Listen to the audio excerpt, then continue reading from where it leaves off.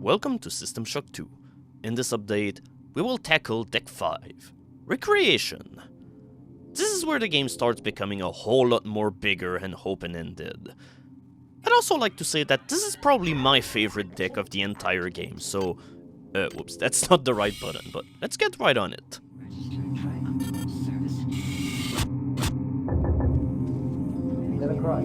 Democrat, me, Cortez.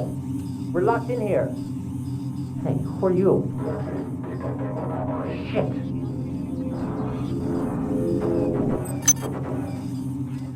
Oh, come on, there has to be a way to save him.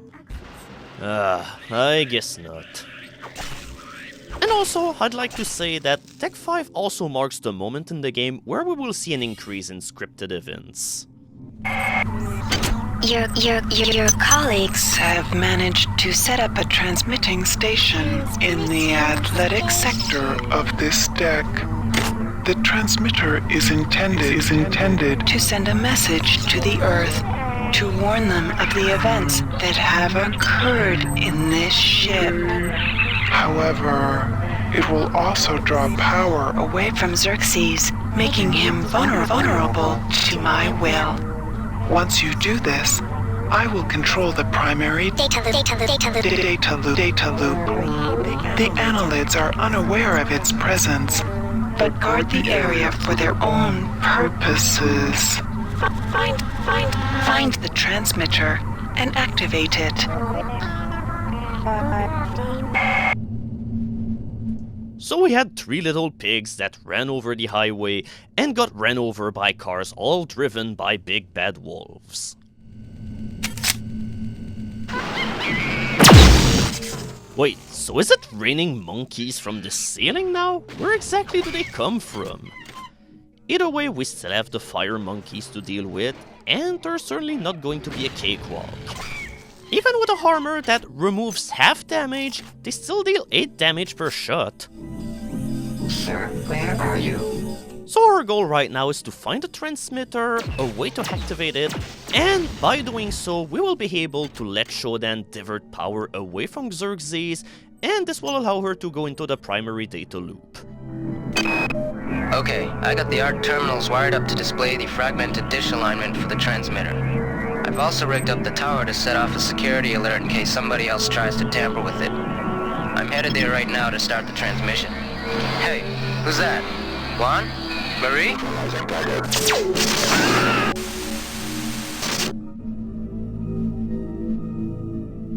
I don't think we'll hear much about him anymore, so due to general request, here's the minimap for this deck, and I'm also gonna need it myself because, like I previously said, this deck is a whole lot more open and expensive than most other sectors of the game have been so far, so in order for me to not get lost myself, I'll need the map. And we collected some prism, which is the kind of ammo that is used for the stasis field generator, so I guess it's not gonna be too useful. The lights near the basketball court keep fritzing out. I think the humidity from the pool next door is a real problem. If it happens when I'm not there, try resetting the circuit from the breaker by the pool. Do you think someone needs to call a tech? The battery that we picked up at the beginning of the deck will be used in order to fix this pool problem. That is, assuming that we ever get inside the pool.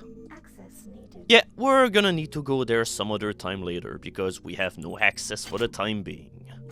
So we are in the athletics sector of the deck, which is probably the most quiet one of the bunch in terms of enemies, because there's not really a whole lot of spawning enemies which will ambush you into this one section of the ship, but in overhaul, well, things are bound to change.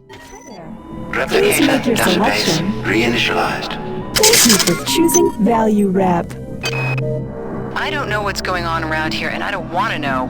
I'm not here for the glory of this stupid company. I'm just supposed to make sure the replicators are running, and now people are dying. I've got to turn this ship around and go home. God, get me the hell out of this place. And here we have aspiring voice actress. But truth be told, it is really hard to be arch on the voice acting of this game, considering that... okay. Considering that all of the voice acting for this game has been made by the developers of this game, there's been no external voice actors which has been hired in order to do the voice acting of the game. This is Xerxes. The Deck 5 shopping area will be closed until further notice. We apologize for the inconvenience. The family of the many grows with every passing moment. Glory to the flesh. Glory to the mass. It's been a while since Xerxes has blabbered about the many. Mon petit, there is something you should know about. I have received information from some form of artificial intelligence that is calling itself Shodan. Yes, Shodan. Wherever this intelligence actually came from, it has a terrible grudge against these annelids and has saved my life more than once. Shodan has told me that there is a UNN operative aboard the ship, armed to the hilt and equipped with R-grade cyber implants. Strange bedfellows, eh? Hey, that's us. But in that oh god. Okay, it's been a while since we've had a radiation-filled room, but here is one. Just because we eventually need to use those anti-radiation hypos someday. And hey, just for fun, get yourself your medical card into this place in order to heal yourself every once in a while. But yeah, I wonder why Shodan told Delacroix that I was harmed to the hilt, because back when this email was sent, I was still in cryo sleep? Yeah, somehow all of these worms are causing these explosions occur all around the ship. You've seen in the past how deadly worms can be. So we have another dead end, and we have this log that we can listen. Stay out of the mall if you can. It crawls.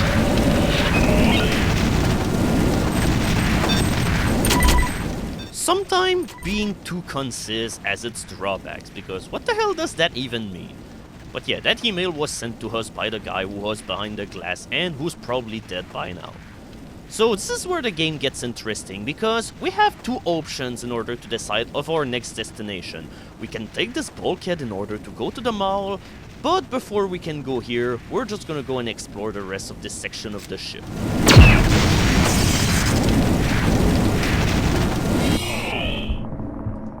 If anything, this room will have been a good candidate in order to use my implant that allows me to heat worms, but unfortunately I'm not really thinking about it, mainly because I have a ton of medical hypos by now. But the first time that you'll be playing to this game, you probably won't be swimming in mid-hypos all that much, because you're probably still having a hard time in overhaul getting through enemies without getting hit, so all in all, don't feel too bad about this.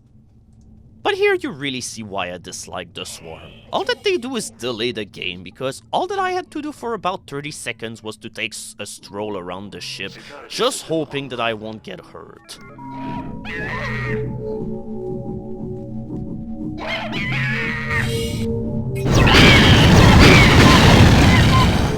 Another war has been won against those pesky monkeys of doom. I know I'm wasting Psy points by using fireballs against monkeys, because I probably could kill them with only 2 cryokinesis blasts, but nah, fuck monkeys. Okay, Delacroix. Yang and I have got the transmitter almost ready to go. Once it's up and running, we'll be able to warn Earth. Frank split up the transmitter code and uploaded it to a number of art display terminals throughout this deck. Just cycle through the art and you'll find a piece of the code. I don't think the worms will spot this. I don't figure they got much of an interest in the Great Masters. And with this and the other email, we are introduced to the premise of this deck. But first, I'd like to say that this is a great room in order to put in a surgical unit, because by doing so, if you die, you will respawn here and you'll have a free healing right beside you. And we also happen to find another EMP rifle, which is great because this one is in great shape. Oh, and here's a fun fact. All of the EMP rifles that you find on this deck are unbreakable for some reason. So that means that the requirement of having 6 points of maintenance in order to repair this weapon is totally trivial.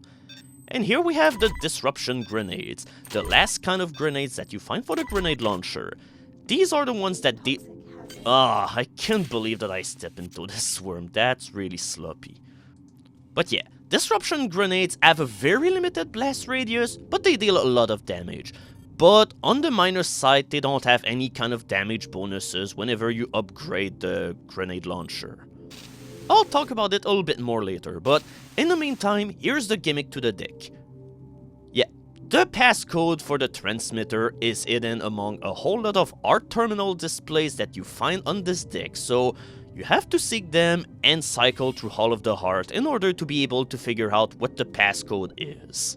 So no matter what the section of this deck is, we'll have to keep an eye out. We'll have to keep an eye out for spiders. But hey, after going through deck 4, going back to baby spiders is kind of a relief. Because here you can simply appreciate how much slower they are in comparison to the real spiders that we had to deal with recently. So disruption grenades not getting any bonuses is kind of a huge deal, considering that once that you mod the grenade launcher, the first upgrade to hit, instead of dealing 10% more damage, will deal 100% more damage. The eggs we found near the observation chambers are different from the ones in Hydro. They release some kind of disgusting flying swarming thingies. Bullets don't do anything. Bullets, for Christ's sake, I never even fired a gun before this morning. And here we have the second choice for a place to go, the garden. And since we're near it, we might as well go here. There's no difference on whether you want to go to the garden or the mall first, but we'll go here for the time being. But before we do, here's a little bonus. Let's see what happens if we try going to deck 5 before meeting Shodan. What are you doing? Get back in that elevator and come to deck 4. We don't have time for sightseeing. Thanks, Polito/Shodan. So, we're done with athletics for the time being. Unfortunately, half of it is currently sealed off because we don't have any access cards. But we'll be back whenever we'll have proper authorization. Coming up next, the garden.